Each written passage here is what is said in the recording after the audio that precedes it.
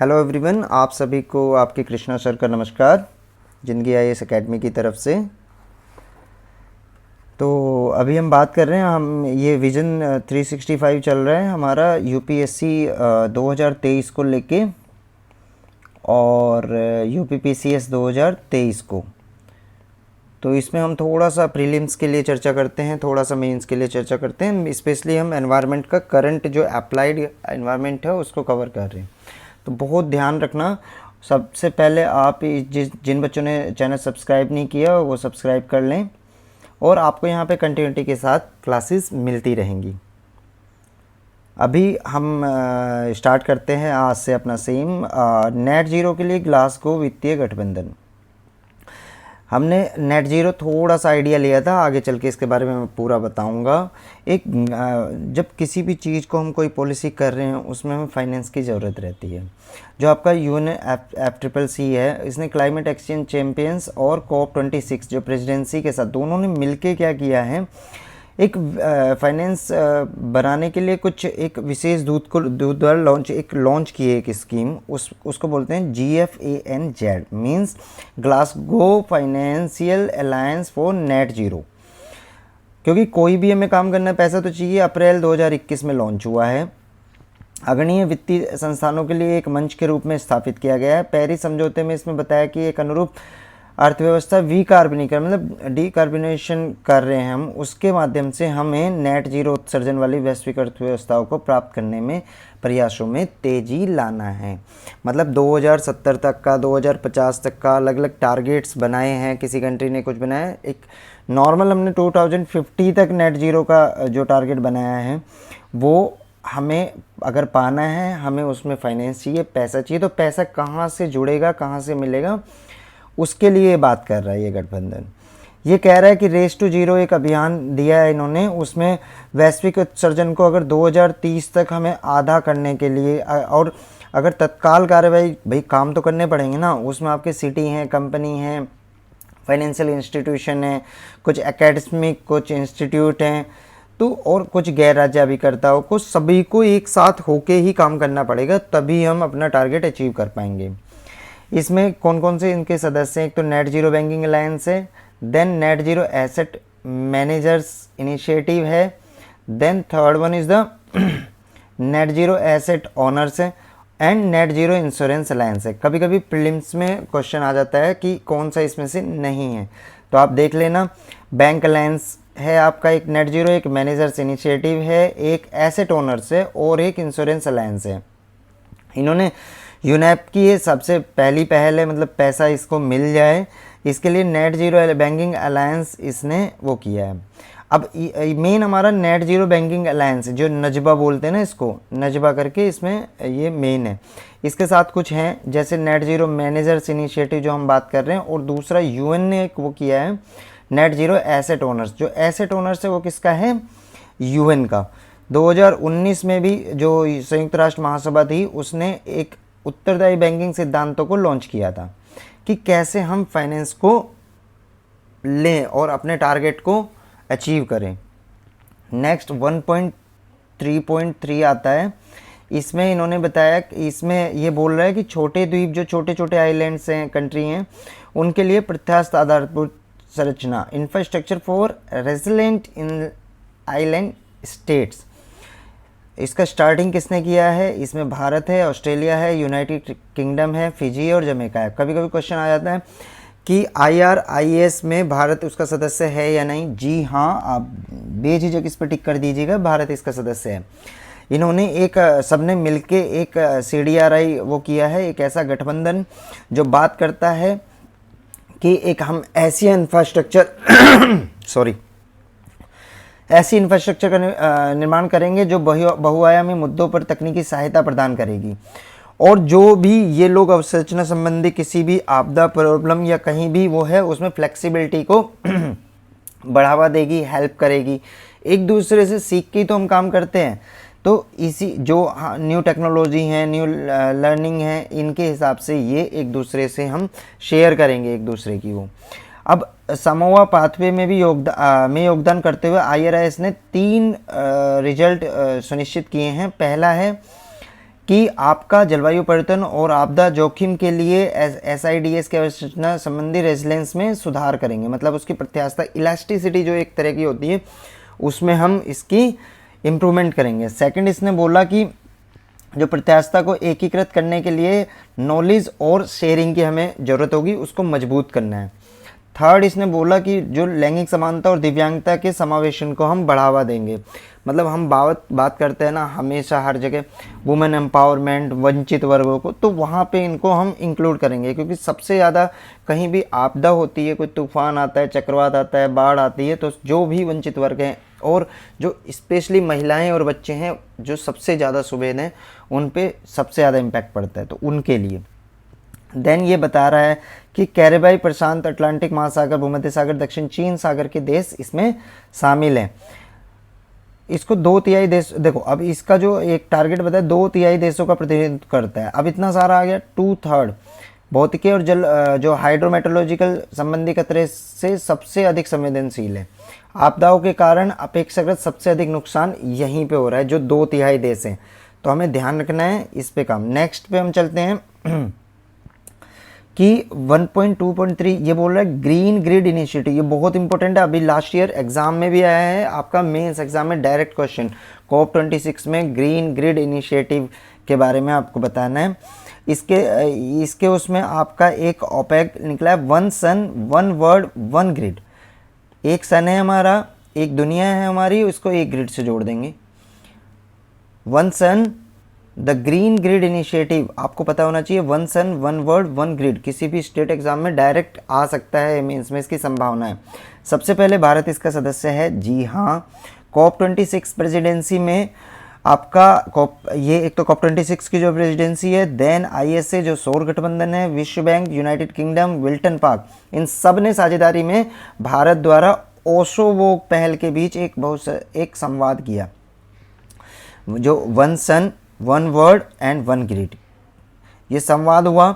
इसमें आपका नवीनीकरण ऊर्जा के संसाधनों के बात कर रहा है। 140 देश हैं इसमें, 140 कंट्री, और वर्ल्ड बैंक के तकनीकी सहायता कार्यक्रम के तहत इसे विकसित किया गया है।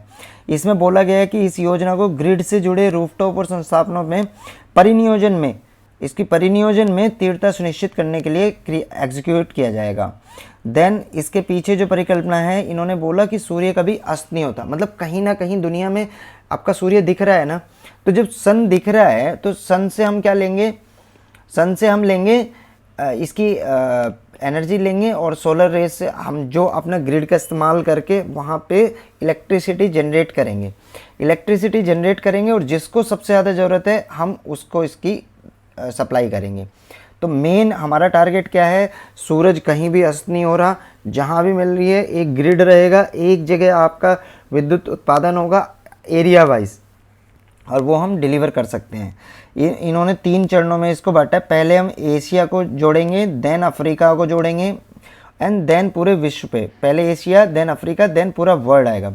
इसका महत्व, वाई इट इज़ इम्पोर्टेंट, ये इम्पोर्टेंट इसलिए है क्योंकि इसमें टेक्नोलॉजी, फाइनेंस और कौशल, इन तीनों चीज़ों का जो एक कॉम्बिनेशन है, उससे हम एक इन्वेस्टमेंट को आकर्षित कर सकते हैं, मतलब कंपनियां इसमें पैसा लगा सकते हैं अपने बेनिफिट्स के लिए और सबके, क्योंकि ये बेस्ट काम कर रहा है पूरी, मतलब बहुत सारे कंट्रीज इसमें मिल के काम कर रहे हैं एक वर्ल्ड लेवल पे, और उसमें निवेश में हमें वृद्धि करनी है, तभी हमें अपने टारगेट्स अचीव होंगे।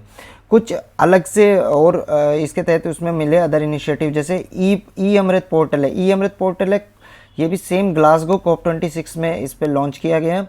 ये बात करता है इलेक्ट्रिक व्हीकल की। इलेक्ट्रिक व्हीकल जो हैं उनसे कोई डिटेल चाहिए, कोई भी प्रॉब्लम है, कोई क्वारी है, एक 1 स्टॉप डेस्टिनेशन दे रहा है, एक जगह आपको जितनी भी प्रॉब्लम्स हैं, कोई डाउट है, कोई क्वारी है, वो मिलेगी। दूसरा, ये जागरूकता बढ़ाएगा लोगों के बीच में इलेक्ट्रिक व्हीकल को लेके। नीति आयोग और यूके सरकार, इन दोनों ने मिलके ये होस्ट किया है। Next COP26 charter of action, इसके सेम ग्लासगो में the energy and resources institute TERI द्वारा इसको वो किया गया है। इस पे बात करता है इक्विटी पे, आपके ग्रीन फाइनेंस पे, अनुकूलन पे, प्रत्यास्थता पे, प्रकृति आधारित समाधान पे, इन सब पे ये बात करता है कि ये जितने भी प्रश्न हैं, इनसे चैलेंजेस हैं, इन सबको इन्होंने इस चार्टर ऑफ एक्शन में डाला है। तो याद रहेगा आपको क्या क्या डाला है, टेरी ने स्टार्ट किया है। Then GLF climate 2021 global landscape forum climate hybrid, इसने बोला कि एक थिंक टैंक फॉर सस्टेनेबली की बात करता है, German federal ministry of economic cooperation and development, इन सब ने मिलकर इसको किया है। ये बात करता है जो रेगिस्तानी टिड्डी हैं उसका प्रकोप, कहीं ना कहीं ये दोनों कोरिलेट करते हैं। जो क्लाइमेट चेंज हो रहा है और टिड्डियों का, आजकल देख रहे हो आप, टिड्डियों का इतना खौफ है कि किसानों की स्थिति बहुत बुरी। अभी पाकिस्तान में पिछले साल बहुत ज़्यादा बवाल मचाया, फिर इंडिया की तरफ आए, और इस पे ये कहीं ना कहीं क्लाइमेट उस पर जुड़े हुए हैं। TMG कहता है कि कुछ उपाय इसमें बोला कि हमने वार्निंग सिस्टम इसमें होनी चाहिए एक, फिर जो आपकी कितनी वास्तविक लेगन उसका ऑडिट होना चाहिए, और हम देखेंगे कि कैसे हम इसमें इम्प्रूवमेंट कर सकते हैं, इससे हम बचाव कैसे कर सकते हैं, और बेटर गवर्नेंस इसके लिए बहुत ज़रूरी है कि एक ऐसी गवर्नेंस प्रणाली की जो इनसे हमें छुटकारा दिलाए। देन मॉन्ट्रियल प्रोटोकॉल की बात करते हैं। मॉन्ट्रियल प्रोटोकॉल में कुछ किगाली में अमेंडमेंट्स किए गए, ये क्या क्या हैं इसके बारे में हम बात करें। केंद्रीय मंत्री की अगर हम बात करें, केंद्रीय मंत्री ने इसमें कुछ किगाली संशोधन के अनुसमर्थन को अनुमोदित कर दिया। इसका मतलब ओजोन परत, इसका क्षरण और मॉन्ट्रियल प्रोटोकॉल, इसके बारे में ये समझौता बात करता है। 100 से ज़्यादा मानव निर्मित जो रसायन है, केमिकल्स हैं, जिसकी वजह से ओजोन क्षय हो रही है, उसके बारे में ये बात कर रहा है। 1987 में सबसे पहले ये अंगीकृत किया गया, पास हुआ। देन 1989 में ये लागू हुआ। ये एकमात्र केवल सिंगल एक ट्रीटी है जिसको सभी के सभी ने पुष्ट किया, भारत इसका सदस्य है। ओजोन का क्षरण करने वाला जितने भी केमिकल्स हैं उनको हम एक स्टेप बाय स्टेप करके हम इसको कम करेंगे, जैसे चरणबद्ध तरीके से हम इसको समाप्त कर देंगे। संरक्षण करने के लिए विशिष्ट कार्य का आह्वान करेंगे। देन जो डेवलपिंग कंट्रीज़ हैं और डेवलप्ड कंट्री हैं उनके लिए, दोनों के लिए ये बोलते हैं समान लेकिन विभेदित उत्तरदायित्व। दोनों को टारगेट तो एक ही है, समान है, सब कुछ है, लेकिन दोनों की रिस्पॉन्सिबिलिटी डिफर होगी, क्योंकि वो डेवलप्ड कर चुके हैं, वो डेवलप्ड हो चुके हैं, लेकिन जो डेवलपिंग कंट्री है उनको कहीं ना कहीं कॉम्प्रोमाइज़ नहीं करना पड़ेगा बहुत सी चीज़ों में मिटिगेशन के लिए। और उसके लिए तो सबसे ज़्यादा सख्त कदम उठाने हैं विकसित देशों को, और थोड़ा सा इसमें लचीलापन दिया गया है विकासशील देशों के लिए। सबसे इम्पोर्टेंट है, बाध्यकारी है, एक टाइम में, लिमिट में आपको टारगेट अचीव करना है और इसको कैलकुलेट कर सकते हैं। इसके पहले हम वियना कन्वेंशन के बारे में जा रहे हैं। 1985 में वो 85 में अंगीकृत किया गया था और 88 से इसको लागू किया गया। देन मानवीय गतिविधियों पर अनुसंधान और निगरानी को ये बढ़ावा देता है। इसके जो प्रतिकूल प्रभाव हैं ओजोन परत से, उसकी गतिविधियों के बारे में ये कार्रवाई करने के लिए बोल रहा है। 1990 में हम मॉन्ट्रियल प्रोटोकॉल के जो पक्षकार थे, जो के लिए एक टेक्नोलॉजी और अर्थशास्त्रीय सलाहकारी निकाय के रूप में प्रौद्योगिकी और आर्थिक आकलन पैनल, एक टीप करके इन्होंने गठित किया गया। 90 में टीप क्या है, technology and economic assessment panel बनाया, जो बात करता है कि कितना आर्थिक स्तर पर प्रभाव पड़ेगा, किस तरह से हम टेक्नोलॉजी यूज़ कर सकते हैं उस चीज़ों में। ये संशोधन अगर देखें तो इसमें कटौती के लक्ष्य से आप इसको थोड़ा सा देखें, यहाँ पे ये दे रहा है 3, उसमें एक समूह क, समूह ख और गैर पक्षकार। भारत समूह 2 में है।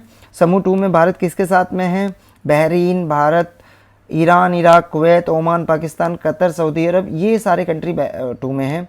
समूह 1 में आर्टिकल 5 के जो पक्षकार हैं, समूह 2 का हिस्सा जो नहीं है। एंड 2022 और 5 वर्षों में आपका टेक्नोलॉजी प्रौद्योगिकी जो है उसकी समीक्षा होगी, ये बात कर रहा है। इसने चरण दिया, इसको मैगजीन में आप PDF जो मैं दूंगा, जिसको PDF चाहिए मुझे कमेंट्स बॉक्स में कमेंट्स करेगा, और हमारे टेलीग्राम चैनल पे आप ज्वाइन होकर उसमें आप PDF मांग सकते हैं। उस PDF में आपको पूरा इस तरह से PDF मिलेगी, मतलब आपको काम नहीं करना, केवल पढ़ना है और मेरी क्लास देखनी है। जिन्होंने चैनल को सब्सक्राइब नहीं किया प्लीज़ सब्सक्राइब कर लीजिए, आपको कंटिन्यू क्लासेस मिलती रहेंगी। अब किगाली समझौते की बात करते हैं। किगाली समझौता है क्या? किगाली समझौता HFC की बात करते हैं, जो हाइड्रोफ्लोरोकार्बन, जो आपके HFC के प्रयोग को चरणबद्ध तरीके से समाप्त करेगा। ये क्या कर रहा है, CFC HFC, मतलब ओजोन को जो भी क्षरण में पार्टिसिपेट कर रहे हैं, जहां ओजोन क्षरण जिनके कारण हो रही है, उन गैसेस को चरणबद्ध तरीके से ये समाप्ति, ये एक मतलब संचयन है बहुत सारी गैसेस का। 2016 में ये अपनाया गया था, 2019 में लागू हुआ। 2047 तक इसका टारगेट है कि HFC को 80% की कमी हम लक्ष्य को प्राप्त करने के 4 चरण बताए, 3 समूहों में इसने विभाजित किया। विधिक रूप से बाध्यकारी समझौता है, अंतर्राष्ट्रीय स्तर पर अधिकार दायित्व का सृजन करता है। 122 देश, 21 तक का डाटा है, 122 देश इस पर अभिपुष्टि कर चुके हैं। भारत समूह 2 में है, मैं ऑलरेडी बता दिया। 2023 तक जो HFC को चरणबद्ध तरीके के लिए बात की है और राष्ट्रीय रणनीति विकसित करनी होगी हमको अगर ये करना है। अब भारत और मॉन्ट्रियल प्रोटोकॉल के हम इसको संबंध बता दें कि क्या है। 1991-92 में वियना विषय में और मॉन्ट्रियल का मतलब 1991 में कौन सा, वियना को एक्सेप्ट किया और 1992 में मॉन्ट्रियल प्रोटोकॉल का पक्षकार बना। 2008 से भारत जो अस्थमे और क्रोनिक ऑक्सीमेटरी पल्मोनरी रोग हैं, जो मतलब एस्थमेटिक जो चीज़ें हैं, उनके लिए हम इनहेलर लेते हैं, उनको बोलते हैं मीटर डोज इनहेलर MDI। उनको धीरे धीरे चरणबद्ध तरीके से हम जो गैसेज उसमें यूज़ हो रही हैं उसको कम कर रहे हैं उत्पादन और उपभोग स्तर पर। दूसरा 2012 से जो MDI और CFC है उसको भी हम समाप्त कर देंगे, समाप्त कर दिया है, समाप्त कर चुके हैं। 8 से स्टार्ट किया गया था, 12 में वो ख़त्म कर दिया। देन ये मॉन्ट्रियल प्रोटोकॉल और ओजोन क्षरण के लिए पदार्थों के उत्पादन उपभोग को चरणबद्ध तरीके से कम करेंगे और कम करने के संबंध कार्यान्वयन में आवश्यक सूचनाएं जो डाटा हैं और परिवहन मंत्रालय और ओजोन इकाई हमने एक बनाई है इसमें। इस ओजोन इकाई के तहत हमने इसमें एक ओजोन प्रकोष्ठ बनाया। अगर कुछ आता है मॉन्ट्रियल प्रोटोकॉल और भारत के बारे में, आप कहीं भी मेंस क्वेश्चन में ऐसा लिख सकते हैं जो आपको बेनिफिट देगा। अब ओजोन देखो, ये 4 लेवल हैं। ट्रोपोस्फीयर्स होता है, स्ट्रेटोस्फीयर्स होता है, मेसोस्फीयर्स होता है, थर्मोस्फीयर्स और एक्सोस्फीयर्स। हमारा जो सबसे ज़्यादा ओजोन का संद्रण होता है वो इसमें, मतलब ये आपका 15 से 32 ले लो, मतलब डाटा एग्जैक्टली वो है 15 से 32 भी मानते हैं, 35 भी मानते हैं, और 22 किलोमीटर के तो इनमें सबसे डीप में आपकी ओजोन है। तो यही हो रहा था कि आर्कटिक में जो इसका ओजोन का क्षरण हो रहा था, मतलब ओजोन का जो डेंसिटी थी वो कम हो रही है उस क्षेत्र में, वो उन गैसेस की वजह से है। ये 1985 की घटना है। और यहाँ से क्या है, ये ओजोन करती क्या है, हानिकारक जो पराबैंगनी विकिरण है उनको अवशोषित करती है, जिससे आपके स्किन कैंसर और बहुत सारे डिसीज से आप बच जाते हैं। अब ये इसमें पार्टिसिपेट प्ले कौन करता है, पहला CFC की जगह ही हम HFC की बात कर रहे हैं। फिर HFC को भी 2047 तक हमने ख़त्म करने की बात की। मतलब ये एक सीक्वेंसिंग है जो फ्रीजर में और इन जगह यूज़ की जाती हैं। हेलोन है, CCl4 कार्बन टेट्राक्लोराइड है, मिथाइल क्लोरोफॉर्म जो यूज़ कर रहे हैं, हाइड्रोब्रोमो फ्लोरोकार्बन है, ये सारी चीज़ें आपकी SCFC है, CH3Br है, ये सारी की सारी इसमें आती हैं। HFC स्पेशली है, इसको जान लो। ये ओजोन को क्षयकारी एक पदार्थ है, मतलब ये संगठन है बहुत सारे केमिकल्स का जो फ्रीजिंग के लिए यूज़ होता है। फिर ग्लोबल वार्मिंग, इसकी क्या है, ओजोन को क्षयकारी तो नहीं है, ओजोन को क्षय नहीं करेगा, हमने रिप्लेस किया इसको CFC को, इसको देखो CFC को हमने रिप्लेस किया HFC से। अब ध्यान देना, CFC क्या कर रहा था, ओजोन को क्षय कर रहा था। अब ये ओजोन को क्षय नहीं कर रहा, लेकिन ये आपका ग्लोबल वार्मिंग में ज़्यादा इम्पैक्ट कर रहा है। ग्लोबल वार्मिंग में कार्बन डाइऑक्साइड से इतने गुना भारी है, 14,000 गुना। फिर ये कुछ क्योटो एडजस्टमेंट की बात करते हैं। क्योटो एडजस्टमेंट एक नई न्यूज़ में है, 2018 क्योटो एडजस्टमेंट 13वें सम्मेलन की बात है। इसको समायोजन की इसको ही बात कर रहा है। ये बात कर रहा है ट्राइक्लोरोफ्लोरोमीथेन अप्रत्याशित वृद्धि मतलब तेज़ी से बढ़ गई है। अब क्या हुआ देखो, अभी 2020 की बात करें तो कार्बन डाइऑक्साइड का उत्सर्जन कम हुआ, लेकिन मीथेन का बढ़ गया। उसके कारण परमोफ्रोस्ट, बहुत सारे कारण है, मैं अभी बताऊंगा कि जीवाश्म ईंधनों का इस्तेमाल हो गया ज़्यादा उसमें, तो उन चीज़ों की वजह से ये मीथेन ज़्यादा इंक्रीज़ करी है। किगाली संशोधन में व्यवस्था करना है और ये सारी बात। अब बात कर रहे हैं हम इम्पोर्टेंट ISA, अंतर्राष्ट्रीय सौर गठबंधन। इसका पता होगा, ये एक पहला इंटरनेशनल क्वार्टर है, इंटरनेशनल ऑर्गेनाइजेशन है जिसका भारत में, इसका कहाँ है, गुरुग्राम में, ठीक है, हरियाणा, गुरुग्राम में इसका हेडक्वार्टर है। ध्यान रखना, बहुत बार क्वेश्चन में भी आया है। तो जो आपकी महासभा है, ISA को पर्यवेक्षक का दर्जा दे दिया है इसने। अब मसौदा प्रस्ताव किया इसने क्या किया कि जो अंतर्राष्ट्रीय संगठन है, गैर सदस्य देश हैं आपके, जो उंगा के मतलब महासभा के गैर सदस्य देश हैं, अंतर्राष्ट्रीय संगठन है, अन्य संस्थान हैं उनको स्थायी प्रवेश दर्जा दे सकती है। अब इसमें बात कर रहे हैं जैसे आईएसए को दिया, अदर्स को भी, जिसकी गतिविधि महासभाओं के हितों के शामिल में, मतलब ये सेम टारगेट पे अगर काम करेंगे तो बेनिफिट होगा। ये बात कर रहे हैं महासभा की जो पहली बार स्थायी पर्यवेक्षक का दर्जा कब मिला। पहली बार स्थायी पर्यवेक्षक का दर्जा 1940 में स्विस सरकार को प्रदान किया था। ये क्वेश्चन कभी कभी स्टेट गवर्नमेंट में पूछ लेता है, वैसे ज़्यादा इंपॉर्टेंट नहीं है तो उसको ज़्यादा ध्यान नहीं दे देना, ठीक है। जैसे गैर सदस्य देश हैं, होली सी है आपका, अंतर सरकारी संगठन है बहुत सारे, तो 76 बाई 123 में से 76 ऐसे हैं आपका, जैसे FAO हुआ, तो ये इसलिए इम्पोर्टेंट पार्ट प्ले करते हैं। अब ये है क्या, 2015 में जब पेरिस जलवायु समझौता हो रहा था उसमें दो उष्णकटिबंधों के बीच के उसमें संसाधनों को यूज़ करने के लिए भारत और फ्रांस दो ऐसे देश थे, इन्होंने बात की।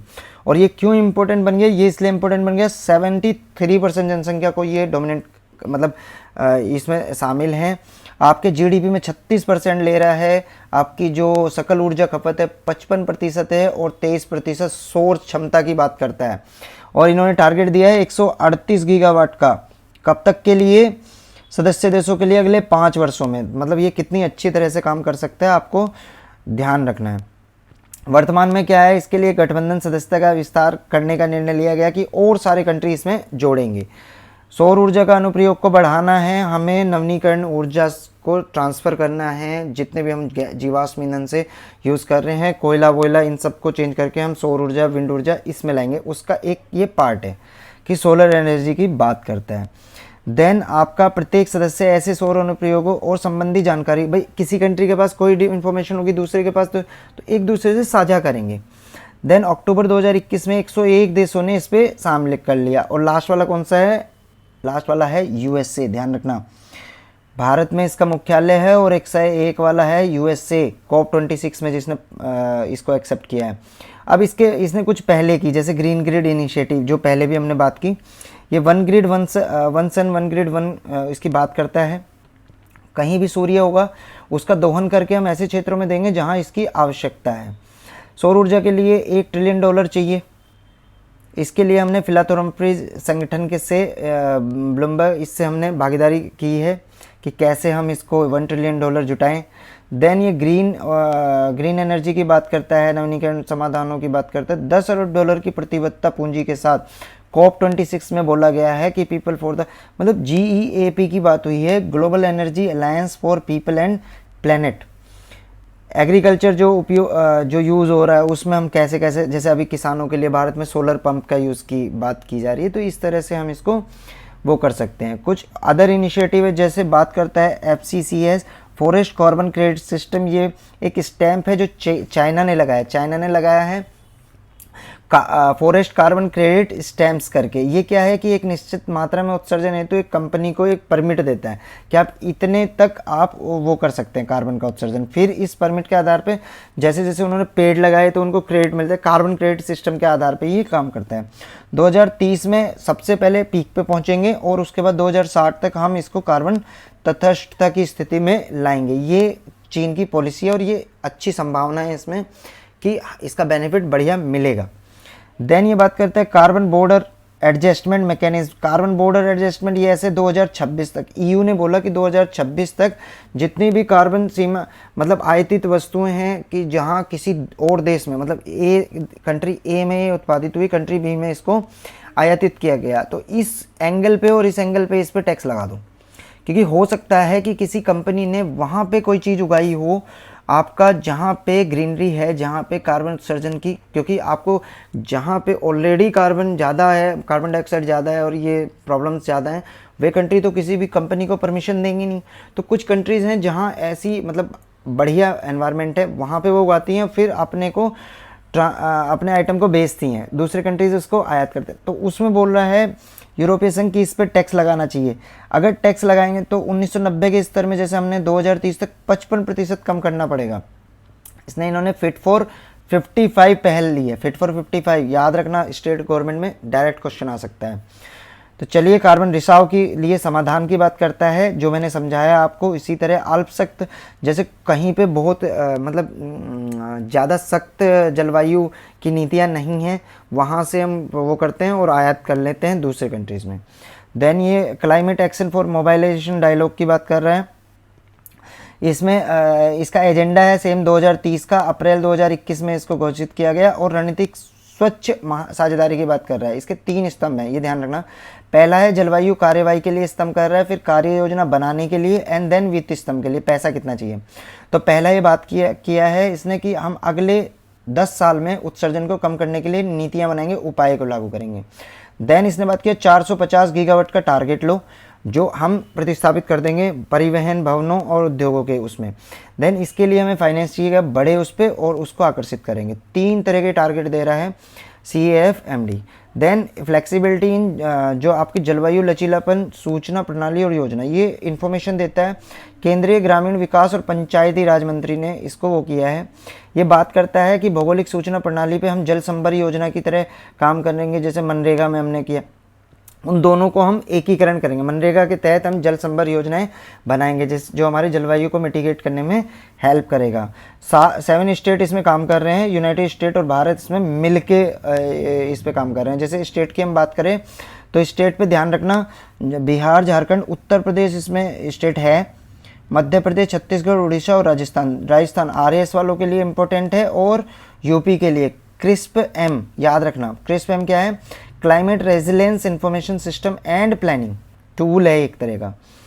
देन फोरम डिकार्बोनेशन की बात करी WRI इंडिया ने, ये कह रहा है एशिया के लिए परिवहन स्तर पे हम कैसे काम कर सकते हैं। एक ये NDC और TI, NDC हमने पहले पढ़ा था। NDC क्या है? जो राष्ट्रीय स्तर पर कंट्री बना रहे हैं, COP26 में जो बोला है कि हम पेरिस समझौते के तहत अपनी पॉलिसीज़ बनाएंगे। तो इन दोनों ने मिलके ये बात की है कि शून्य उत्सर्जन हम कैसे कर सकते हैं। चीन, भारत और वियतनाम इसमें आपके 3 कंट्री हैं, और इंटरनेशनल क्लाइमेट इनिशिएटिव का हिस्सा है ये। नीति आयोग भारत के लिए कार्यान्वयन भागीदार, नीति आयोग ही सारे काम कर रहा है ये। और CO2 उत्सर्जक के ये तीसरा सर्वाधिक क्षेत्र है। परिवहन क्षेत्र जो है आपका, परिवहन क्षेत्र में सबसे ज़्यादा उत्सर्जन होता है CO2 का, मतलब 3rd नंबर पे आता है ये आपका, बहुत इंपॉर्टेंट पार्ट प्ले करता है। तो हम ट्रांसपोर्ट को कम कर देंगे, डीकार्बनाइज कर देंगे, इसका काम। 3 कंट्री हैं, ध्यान रखना। देन ये क्लीन एनर्जी के लिए next, clean energy ministerial industrial deep का डिकार्बोनेशन, मतलब ये क्या है? अदर इनिशिएटिव हमने एक COP26 में मेन बनाया, फिर धीरे धीरे कि हम परिवहन में कम करेंगे, हम इंडस्ट्री में कम करेंगे, हम अलग अलग जगह सारे कम करेंगे। इसके लिए भारत और UK अगेन आए, और इन्होंने एक इनिशिएटिव लिया जिसको IDDI बोलते हैं। इन्होंने बताया कि पहले तो हम इसका मानकीकरण करेंगे, इसको वैल्यू करेंगे, मतलब इसको स्टैंडर्डाइजेशन करेंगे। देन आपका प्राइवेट और गवर्नमेंट सेक्टर का जो खरीद लग सके वो किस हिसाब से काम करेंगे। देन निम्न कार्बन उत्पादों के लिए हम डिज़ाइन दिशा निर्देश को प्रोत्साहन करेंगे जिससे कम से कम कार्बन उत्सर्जन हो। जैसे इस्पात और सीमेंट जहाँ सबसे ज़्यादा इम्पोर्ट वो होती है, वहाँ पे हम काम करेंगे। मिशन पॉसिबल प्लेटफॉर्म, फिर लीडर ट्रांजिशन, देन IRNA के तहत और विश्व बैंक के तहत। देन क्लाइमेट इक्विटी मॉनिटर की बात आती है। क्लाइमेट इक्विटी मॉनिटर है निष्पक्षता, उत्सर्जन, असमानता और संसाधन खपत का आकलन करने के लिए एक ऑनलाइन डैशबोर्ड बनाए। ऑनलाइन डैशबोर्ड है जिसपे इंडिपेंडेंट आपके रिसर्चर्स काम कर रहे हैं। UNFCCC का जो विकसित देशों के तहत ये परिशिष्ट 1 के पक्षकारों के प्रदर्शन की निगरानी करना है। मतलब जो परिशिष्ट 1 है, जो डेवलप्ड कंट्री हैं, उनकी निगरानी करना ये काम कर रहा है कि ट्रांसपेरेंसी आनी चाहिए। जो साझे लेकिन विविध जिम्मेदारियों के तहत हम काम कर रहे हैं, उसके आधार पे काम सही तरह से हो रहा है या नहीं हो रहा है। देन आपका कॉटन 2040 ये इम्पोर्टेंट है। कॉटन 2040 इनिशिएटिव है जो बता रहा है जलवायु परिवर्तन पर भारत सहित विश्व के जो कपास उत्पादक क्षेत्र आधे से ज़्यादा के बीच में इनसे प्रॉब्लम आ जाएगी, जो जलवायु के खतरे के सबसे ज़्यादा सुबेद हैं और चरम मौसमी घटनाएं होंगी इनसे। ये फोरम फॉर द फ्यूचर 2040 के एक NGO है, फोरम फॉर द फ्यूचर, जिसने ये डाटा दिया है कि कहीं ना कहीं प्रॉब्लम्स क्रिएट हो सकती हैं। एक अर्थशास्त्र पुरस्कार है जिसमें ये इंग्लैंड के जो प्रिंस विलियम्स हैं और उनके और डेविड एलन एटनबरो जो इतिहासकार हैं इन और रॉयल फाउंडेशन, ये 3 मिलके पुरस्कार देते हैं। ड्यूक और डसेज कैम्ब्रिज द्वारा रॉयल फाउंडेशन का वो हुआ था। ये एक चैरिटी है 2021, इन्होंने 2021 और 30 के बीच में 5 वो लिए हैं। 5 कौन कौन से लिए हैं? ये ऐसे ही हैं जैसे SDG लिए गए थे जो आपके 17 लक्ष्य हैं। प्रकृति की पुनर्स्थापना, और संरक्षण करना। वायु स्वच्छता याद रखना, ये प्रीलिम्स के लिए बहुत इंपॉर्टेंट है 2023।